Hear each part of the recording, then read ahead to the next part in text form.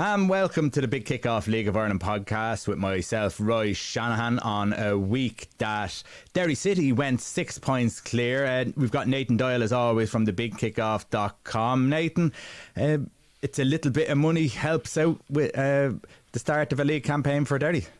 It does, mate. Spot on. No introductions. Just we go straight in. No kissing. It does. No, I think it's safe to say now there was. I don't think concern is the right word, but when all this influx of money came in and the influx of players, we were thinking, God, will it take a while for everybody to settle in and get involved into their roles? But no, it looks like Derry City are here for a league title chase, doesn't it, mate? And yeah, the difference it makes. We were only talking off air there a couple of minutes ago about actually the Derry City and Bows game, and while I think Bows are probably the better side. One day the first half an hour or so from what I've seen and what I read of the game. Can't say I watched it live. An unbelievable goal, Nathan. Yeah, absolutely cracking goal. And in fairness, if it wasn't for Brian Maher between the sticks for Derry City, geez, it could have been 2 or 3-0 with Bohemians, couldn't it? Because they really did get off to a flying start. And then obviously I think it was last night, didn't it? They followed up with a 2-0 win over UCD, which now you disrespect UCD. It's a game that they should be winning, and they won it seemingly comfortable enough. But now look, going back to the game in Dalymount, Ronan Boyce getting a leveller, and then James Akatunde, the man of the moment, popping up with a 93rd minute goal, virtually the last kick of the game. They brought the ball back to the halfway line, and that was it, done and dusted. So yeah, massive result for Derry City. All came from that winner. All came from a stupid free kick being given away in the corner flag when he had nowhere to go. I don't know who it was. You might be able to tell me, Nathan. Was it Feely? Well, I don't. If it wasn't Feely, I apologise. I don't pick on the guy, but that's why I don't want to throw out a name there. But I'm not totally sure. But it was a stupid tackle to be doing in that area of the pitch so late on. All you do, keep him in the corner, make him go backwards, and happy days. But they really lost out. It was a big mistake. And not even the free kick, mate. It was the challenge, the free itself. 2 men, like just Akatunde had plenty of space at the back post and the Dyer members of the game. Like Keelan, but I'm sure himself and Trevor Crowley were absolutely gutted with the last minute goal as it is. Don't get me wrong, but like I said, the manner and the laziness and the sloppiness of the goal in terms of the challenge and the free kick itself, I'd say they were absolutely fuming after that one. Yeah, and when you look at Bows, they just seem to have this nervousness about them. If they go ahead, they seem to go into their shell and drop back. If they go behind, they'll come out of their shell. But then as soon as they go ahead, they'll drop back into their shell again. They're kind of sitting back, and you didn't see that with Bows last year, Nathan. They were full on. They were free-flowing football.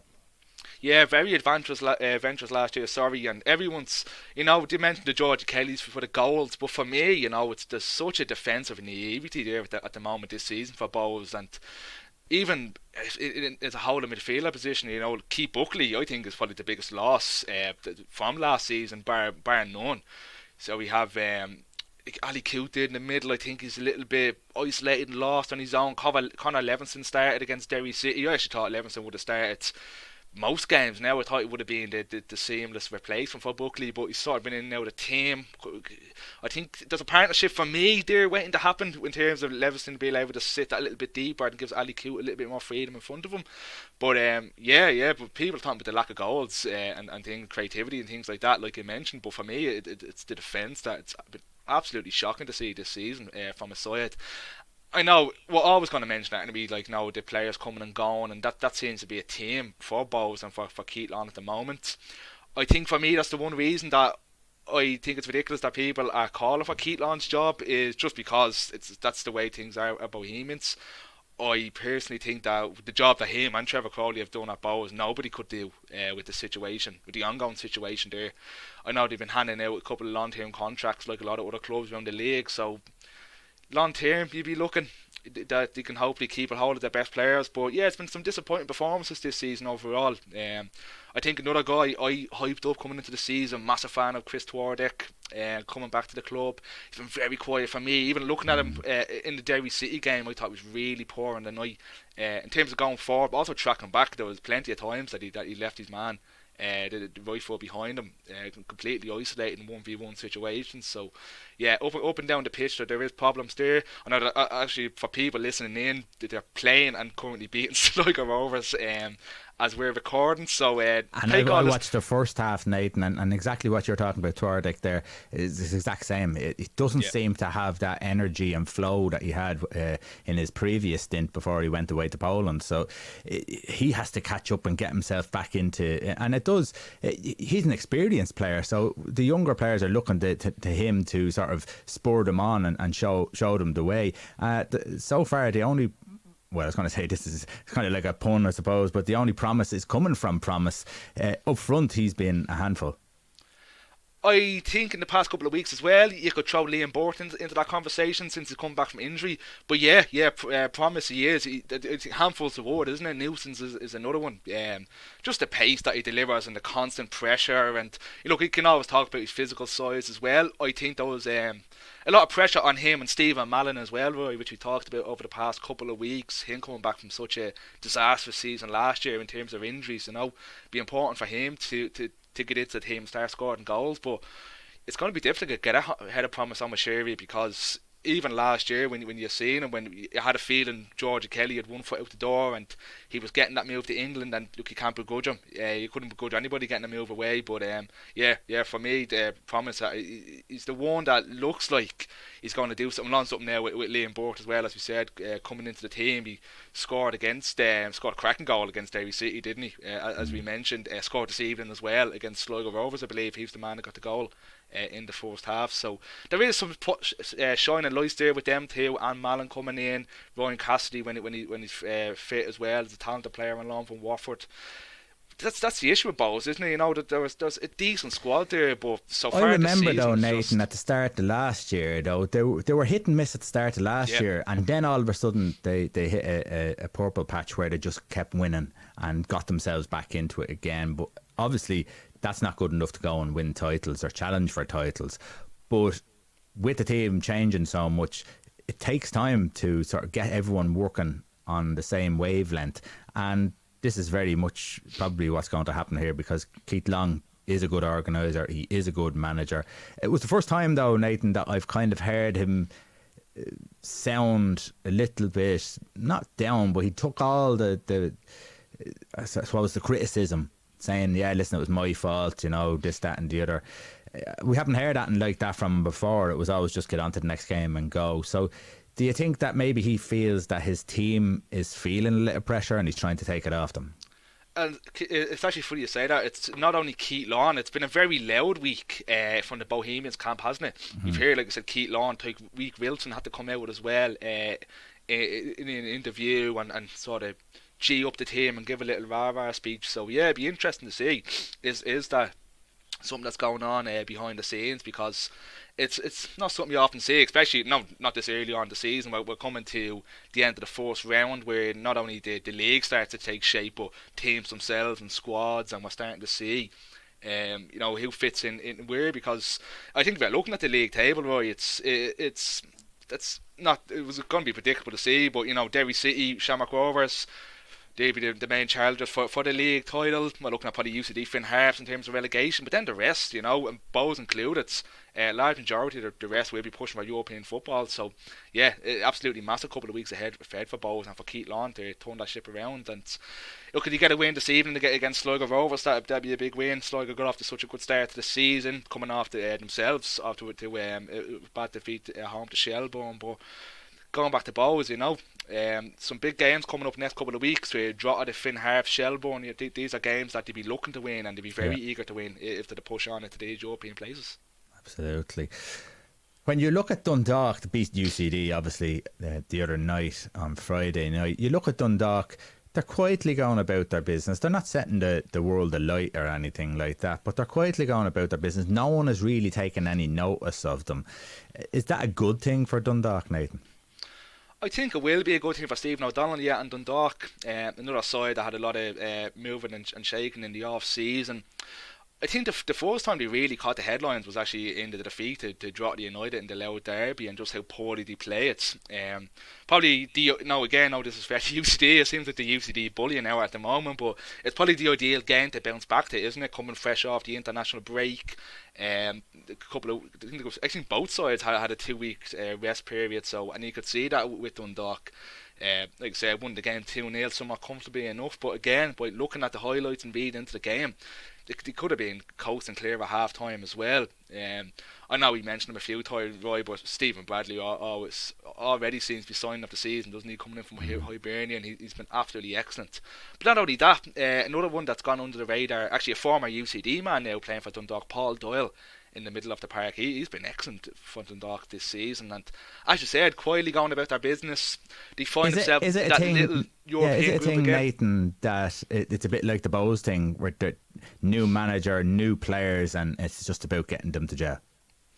I think so, and I think it was always going to happen this season at Dundalk, wasn't it? After the disastrous year last year, and even in terms of personnel and recruitment, it just didn't work out simply last year. Too many flops, too many guys coming in on big contracts coming in from other leagues, and they just found it extremely difficult to settle down. And yeah, I think you could see that with Dundalk this season. Again, even coming into the year, a lot of people had them tipped to be successful in terms of joining that group of the Bohemians, the Sligos, maybe even the Patses. The Patses, that's not even a word coming from a Pats man. As you know, that little collective group pushing for Europe, and like you said, mate, they're quietly going about it. Big game on Friday, massive game in Richmond Park for Stephen O'Donnell's homecoming. That'll be a frosty reception.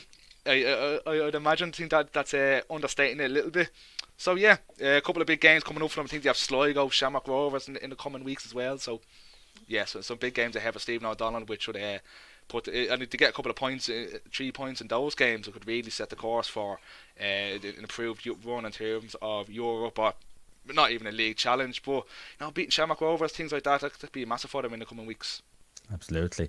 I watched a bit of Finn Harps against Shamrock Rovers at the weekend. The Dogs after making an appearance, so yeah, jumping in the back there. But Finn Harps, they look like they're going to be in a similar fight than that they always are in. Last year, as you said, they kind of look like they might progress that little bit more, but they are in a position now where they're hard to beat. There's no doubt that they're hard to beat, but Shamrock Rovers made them look, I suppose, a bottom two team. Shamrock Rovers thought were very good against them. Yeah.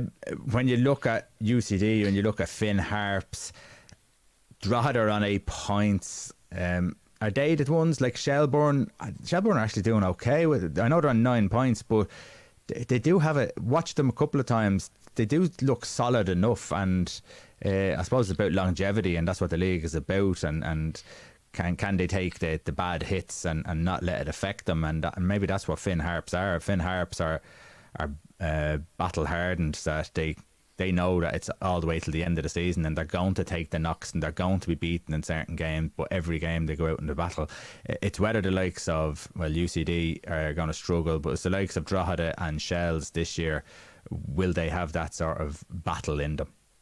I think so. I really do think we're shaping up just for UCD Finn Harps in terms of that automatic relegation spot. I think both Shelbourne and Drogheda have more than enough. Drogheda getting a 2-2 draw actually last night in the midweek game up in Ballyfay, which is just a big result for them. A late goal by Ryan Brennan, who's coming back from an injury. So even Ryan Brennan coming in for them after a huge season with Shelbourne last year, was excellent for Shells last season and integral to their promotion push last year. So to him to come in and be excellent for them. Dale Rooney, another player that came in from Shelbourne with limited chances last year, he's been brilliant for them this season. Chris Lyons there, we know what he can do, Roy. There's a good bit of quality in that Drogheda side in particular. I think it could be a straight two-team shootout for the automatic relegation place, and at the moment it is looking like UCD, isn't it? Well, I was starting to wrap up to that final game in the first round of fixtures, and I actually thought at the start of the season predicted that'd be Finn Harps down, that'd be automatically relegated just with the sheer amount of quality that he lost. last year. Like a lot of the key players went, like Carl Sullivan, Adam Foley, Mark Coyle. These are big players for Finn Harps, and to lose them, and these are just people at the top of my head. They lost plenty more as well. So yeah, for me, if I was predicting something at the moment, after coming towards the final round of fixtures, I do think it'd be them two just stay straight shoot out for the relegation position. Yep. When we look at the first division, Nathan, I've predicted that in the Premier Division that Derry City will win the league. I predicted UCD will go down, Finn Harps will be in the playoffs, and that's all great. I also predicted Bray would be challenging for the title, and we're miles off that with them. The only team to drop points to Athlone Town in the league this year. And when you look at the top of the table, Cork City, who are on 19 points, and Galway, who are on 16 points.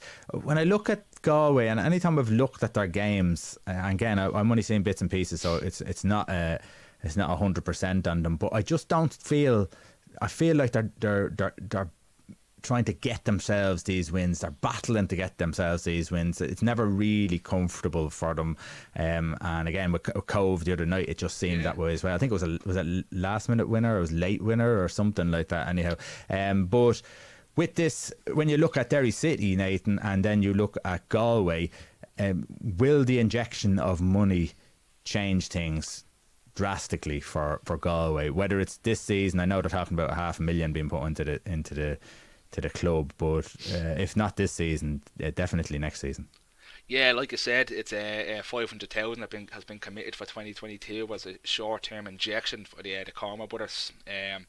I think it has to. I think it does, because Galway's one of them sides, isn't it? And we've said it. I even said it last week that, you know, it's a team the size of Galway and such a big caption area in the county of Galway as a whole. It's a one county team, but for the past, just seems like 10, 15 plus years, they seem to be just in a constant state of struggling to survive, barely surviving, or just plodding along, you know, in the first division from relegation, things like that. I think the last time they won a piece of silver, where it was in '91 when they won the FEI Cup, like.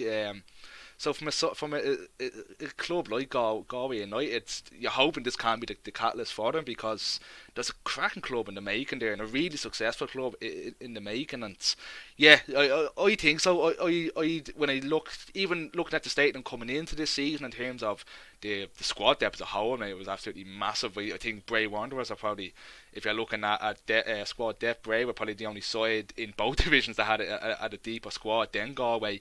With John Caulfield, we know what he can do. We've seen the success he had with Cork City. If there's someone that can get them promotion, it can be John. So that's the one thing that you felt they're missing over the years, was a steady financial injection, and you're hoping that they can get it now, because all credit to the Galway United members. They saved the club from extinction, as did Cormac Group with these six-figure investments over the past 8 years. They kept the doors open at Eamon DC Park. So I think it's I know you're coming off as trying to not dance around the story, but coming off the story that's coming out about the Cormac Group, the motion being just the motion going in favour, I suppose, from the Galway members, voted in favour of the Cormac brothers to take over 85% majority stakeholder at the club. So yeah, great news coming out for Galway United fans, I'm sure, because like we said it, both Brian and Luke, they're Galway families, they're Galway United fans. They've shown that they put that money where their mouth is over the past decade or so. So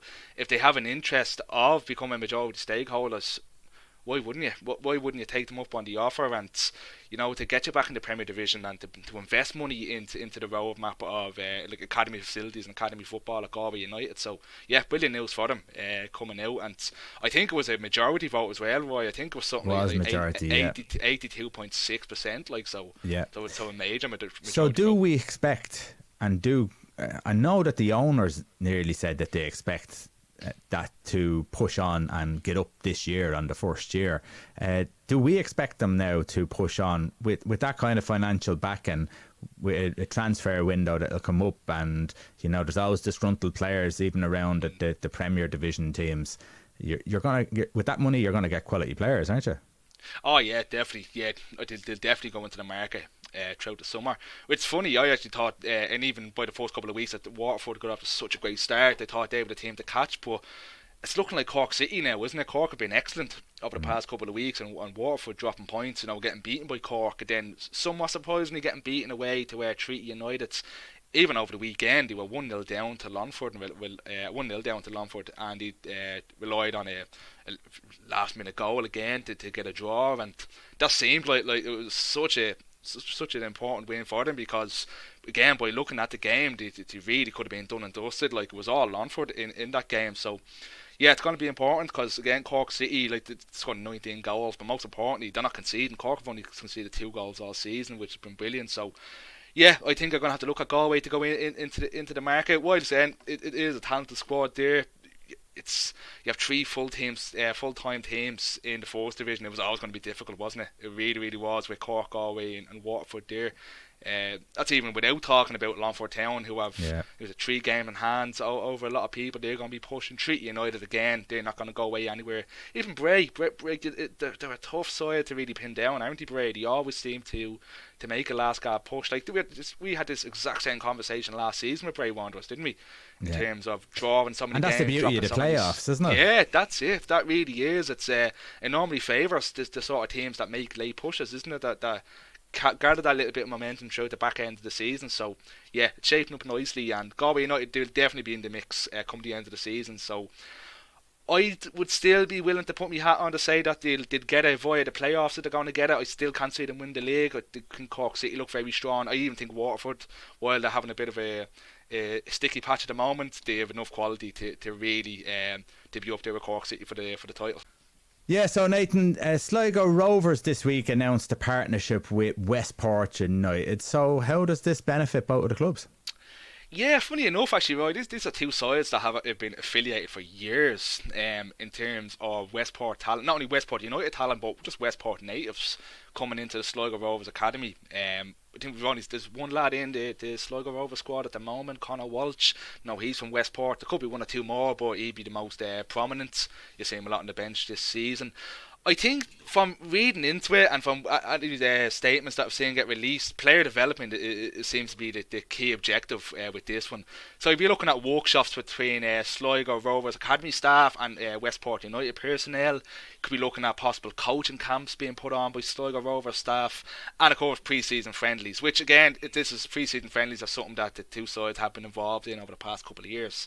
So, seemingly from a Sligo Rovers point of view, you're going to be getting the cherry pick and the option of the best talent that Westport United have to offer.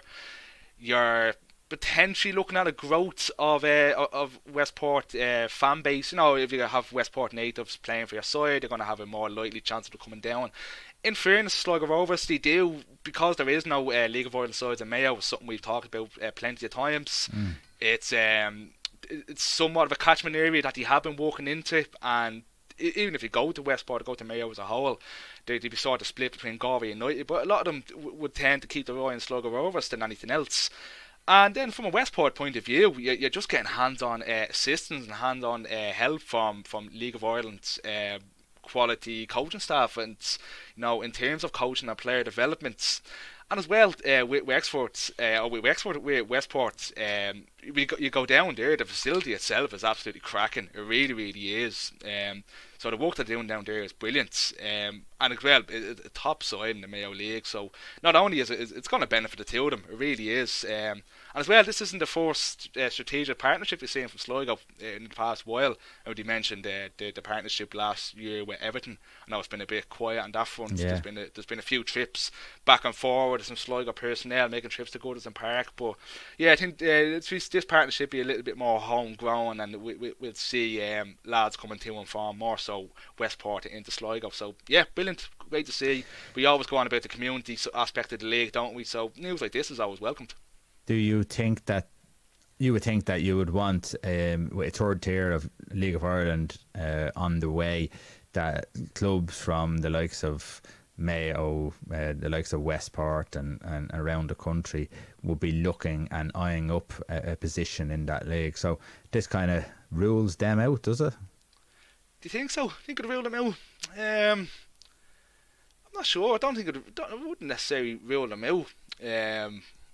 I wouldn't say Sligo would want to ever come up against them. There is a partnership there, but no, I wouldn't say it completely would. I guess I've been down to the site itself, and the facilities down there, obviously with a bit of investment and a longevity that goes into it. There definitely is an opportunity for Westport to go in to this third division if that was ever to come up. I'd like to see it.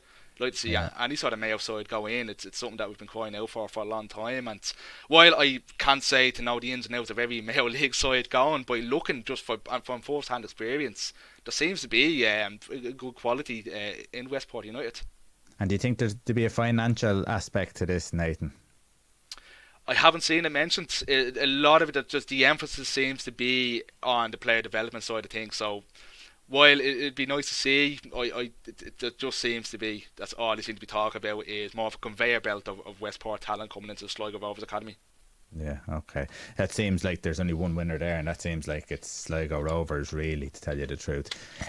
But let's hope the Westport have a look at this third tier and push themselves onto that. Now, Nathan, there was the FAI Cup Preliminary Round was made. What did we make of it? Yeah, the draw took place today. It's the 5th of April for anybody listening in Abbottstown. So, first of all, we got some boys to talk about. Boys are into the next round. I'm going to get on to that. So the lucky teams are Bangor, Bonaghy United, Cockhill United, Oliver Bond Celtic, Maynooth University Town. Best of luck to Shane Hart. Actually, we had Shane on the show last year, didn't we, Roy? Had a good chat with Shane. So, you never know. Could get him on if they get an interesting draw. Malahide United, and of course you can tell by the Cheshire Green expression on Roy Shanahan's face. Come on, the Lucan United, and got a boy into the next round. There what we have go. I told you about these Happy brown days. envelopes, mate? What have I told you about doing them? Well, we have to have some way, in the league at this stage. You think? Maybe not. Yeah, well, but anyhow, we've got the boy, so happy enough with that, and we'll see. But what about the ones that didn't? So the ones that didn't, first of all, we've got a massive tie here with Bluebell United and Rockmount. That's a big tie, isn't it? That's a big one. Then we have an all Dublin affair with Usher Celtic versus St Francis. Then we have Villa FC of Waterford. They're welcoming a local club to myself in Chicor Athletic. In Chicor, yeah. Then we have an all Munster clash with Limerick's Pike Rovers going off against Everton. There's a joke to be made there, isn't there, about Frank Lampard being desperate to win any sort of game, but we won't. That's low hanging fruit that we just won't grab it. We have Killester Donacarney. They'll be playing Carrick-Lion United from Cork, and then finally we have Liffey Wanderers versus Salt Hill Devon. Them games will be played on the week ending on the 24th of April. So 24th of April. Best luck to all involved in about 2 weeks or so. You don't have to worry about that, right? We'll actually, funny enough, we're actually away. Myself and the first team manager are away. We're over in England to the Liverpool Academy with the under 14s from Lucan. So they wouldn't be playing anyhow. I know they would have been, but that's just the way it is. Yeah, no, they've got that boy, so that's good. So we're definitely winning the cup this year. The way that league is this year, the League of Ireland, they're all there for final. They're all there for the taking. That could be a live stream waiting to happen. Actually, that's something we said we'd never do live streams of games. That'd be great now, wouldn't it? I tell you what, that's something we can put on there, Roy, and that's something I'd be confident in saying. Okay, if Pats and Lucan get to the FAI Cup final, which it's a good chance of happening. I'll tell you what, Nate. Not even if they get to the FAI Cup final, if we get each other in the draw. Yeah. There we go. And there we go. That's probably a bit of a more realistic prospect. It probably is, because Pats are fucking rubbish. yeah, not even Lucan. Yeah. That'd be the nightmare draw, wouldn't it? Jeez. That's it. Okay, listen, Nathan, we're going to leave it there. A lot of games on again this weekend. I've just switched my games off there. Nathan, anyone that sort of stands out to you? Of course, St. Pat's are playing Dundalk, so that's, as you mentioned already, that's going to be very interesting with the banter that goes on there. But what about the rest of the games? I think it's always interesting with derbies, aren't we? And Finn Harps and Derry City, that's always a good game to watch. We also have Drogheda and Bohemians, two sides. Well, I'm going to say two sides that would be looking for a win, but still, for the moment of recording, Bows are beating Sligo Rovers, so they've just made the whole Bows conversation null and void. Yeah. Thanks, lads. Appreciate that. We have our 45th Housing Dublin derby of the season as Shelbourne host Shamrock Rovers, and then to round off on the Saturday, Sligo Rovers host UCD, with Sligo now coming off 2 defeats. Again, I'm going to get my third UCD job in. It's probably a favourable game to be playing at home to the showgrounds when you're looking for a win, but yeah, who knows? It could be the start of another sticky patch for Liam Buckley's men. We seen that last season, didn't we? During the summer last year as well, they couldn't get a win for love nor money, and they'd be hoping to rectify that.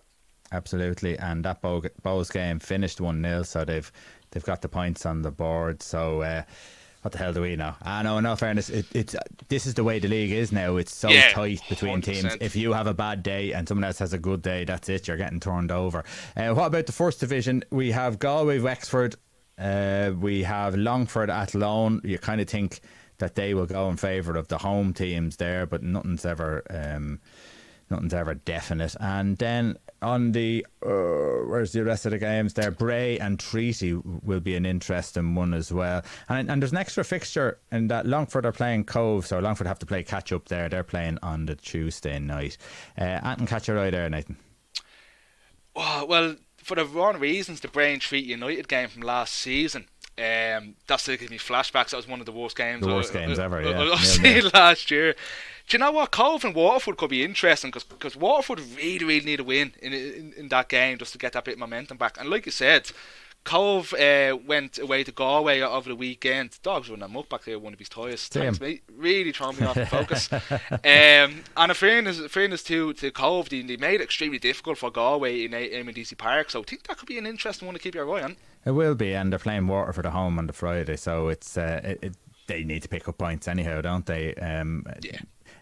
I think, in all fairness, those two teams, Waterford and Longford, would be disappointed if they don't come away with the 3 points against Cove. So it's up to Cove to prove us all wrong. Okay, Nathan, we're going to leave it there. Thanks very much as always. What's the dog's name?